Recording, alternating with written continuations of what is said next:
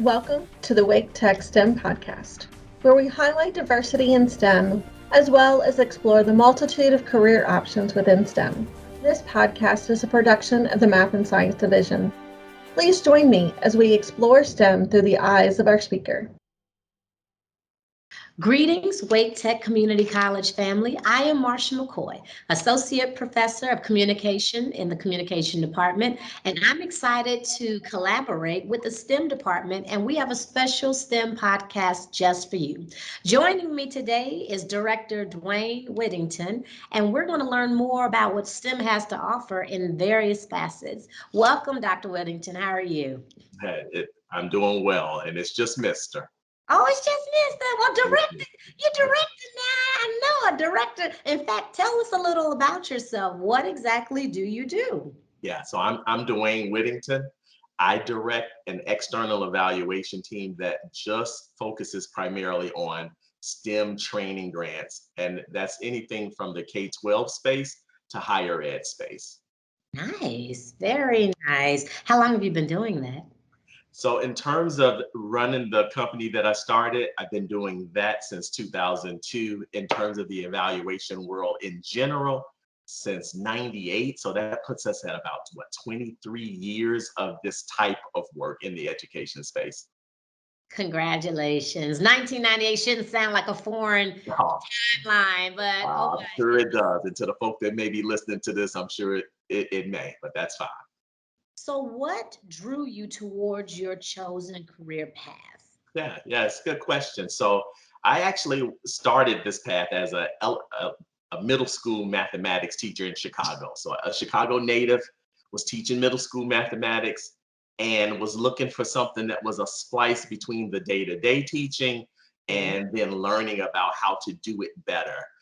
And stumbled on the space of education evaluation, which gets you close enough to the classroom. At the time I started and left the classroom, close enough to it, but still involved. So I'm still in a lot of classrooms. I'm still interacting with students in the STEM space as well as educators in the STEM space, but I'm not directly responsible for day-to-day instruction. And that was a good fit for me at the time. I was making the decision more than 20 years ago, as I moved from the classroom to what I do now. Very insightful. Thank you. What achievement, professional or even personal, stands out as most impactful? Yeah, this one gets difficult because nobody likes to brag on themselves. So I'll go with straight stats, right? So one, my background is mathematics and stats, and my undergrad degree is in mathematics, like they would say pure mathematics, so not applied mathematics, just straight kind of theory of math with a focus on probability and statistics. So in that regard, one, that accomplishment alone was more difficult. It was easier said than done, right? So if I had to rewind back to my undergraduate life, it was easier to say, yeah, I like math enough that I want a degree in it. The road was hard, and I'm sure we'll talk about some of the difficulties a little later. But in terms of accomplishments, just starting my own business, like setting out to start my own business without much training, right? I did not go to school for business.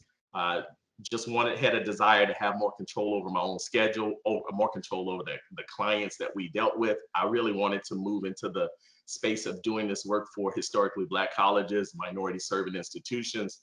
And the place that I was at prior to starting my own business, that wasn't their focus. And so just thought, maybe let me give it a try. And the worst thing I could do is fail, right? Because actually I don't view failure as a negative. It's just another piece of information. Set out in 2002 to do this. And so I would say my greatest achievement is that here I am 18 years later. Instead of just being a one-person consultant, it's a company of about 8 of us right now. So in terms of size, we've grown 8-fold. And the stats say that this thing should have imploded. It should have, the labor of statistics say that half of the businesses fail in their first 5 years. And then if you then say, well, let me take that half and see how many of them last like 10 or 15 years, then you even half of that. So technically, by statistics, I've defied the odds of having a business that was an idea that has lasted 18 years. So that's probably in terms of legacy, my biggest achievement so far. If, most folk would say that's not an achievement. Today, we're going to call that an achievement. With every pun intended. Probably, probability, yes.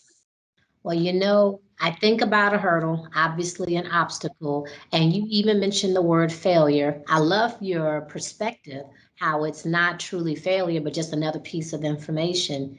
Well, what is the biggest piece of information that you're willing to share with us? Yeah, Because yeah. Oh, man, this that's it. road. Yeah, I assume you're asking about my failures, right?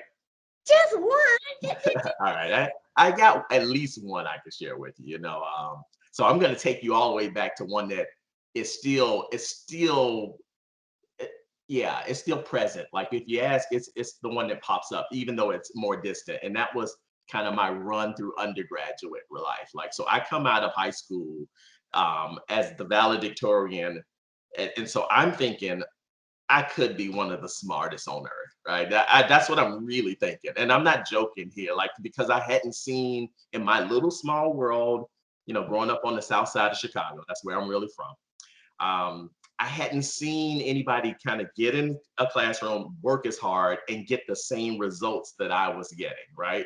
So therefore, since I was used to getting A's, then I took that for granted. And when I got into the undergraduate space, uh, I started seeing every grade that was meant to put on a report card on my term report cards, and I also started seeing them in mathematics, and this was like unheard of. Like, what is this I'm looking at? Because I don't get those type of grades, and when I say those type of grades, I'm talking about those type of grades, D's I and F's. understand. Okay, all right. So this is not just a A student that's getting a C and settling at a C. I'm getting straight D's and F's in some of my intro courses, like Calculus 2, Calculus 3.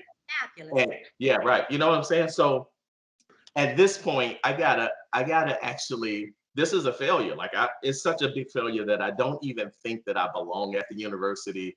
I'm starting to second guess my major. I actually looked into switching majors. And so it was a level of failure that is still present in my mind today. I had friends that I was watching, and that turned out to be a mistake, but watching their trajectory, and they weren't struggling like I was. And so, yeah, it was a real point of kind of reconciling, was I an imposter? Right. And I'm going to bring this up even later on. So there's this thing in the space called imposter syndrome, which is, you don't think you're quite fit for the space. It was my first moment, even though I didn't have the terms for it. It was my first moment of thinking I was an imposter. I have fooled this university into letting me in, and now I can't perform. And my teachers told me I was good in math, and, and I'm not good at math. And those were real struggle points for me, and life changing struggle points, because I had to learn a little bit about myself and move from that.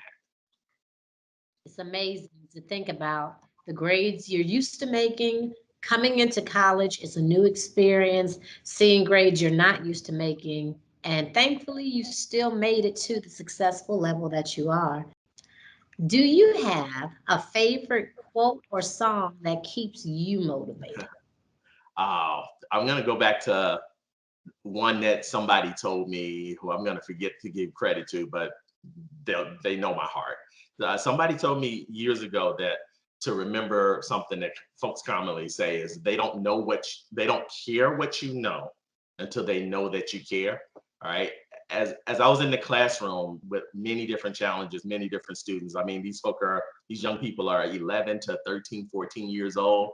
Okay. The fact that I knew all this mathematics was irrelevant in terms of how they approached me daily. It was them knowing that I cared about where they were going in life that really made my 5 years as an instructor, I think, fairly strong ones. Now, if you fast forward to where I am now, that same dynamic is still true for my team members, right? So they don't care how well this business has been or how successful it's been and what I know about where the space is, until they really know that I care about them as people and individuals and where they're going and what their family kind of drivers are.